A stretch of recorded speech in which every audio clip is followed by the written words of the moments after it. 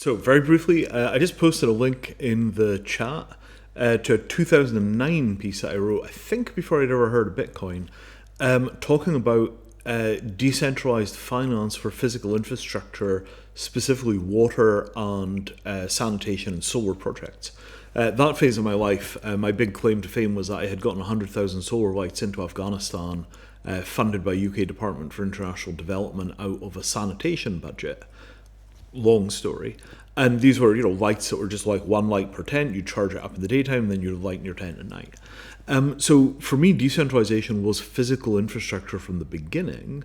And the idea was that we could build financial instruments that were suitable for handling hundreds of transactions for $10,000 or $20,000 a piece, that were the transactions that were the right shape for the global rollout of solar, water pumps, sanitation projects, all the rest of this stuff.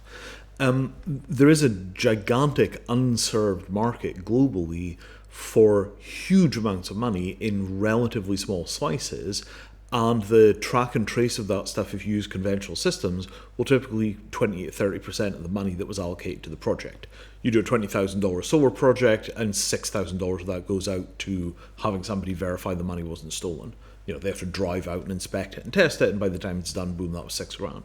So, the decentralization thing is not just about decentralization of political power.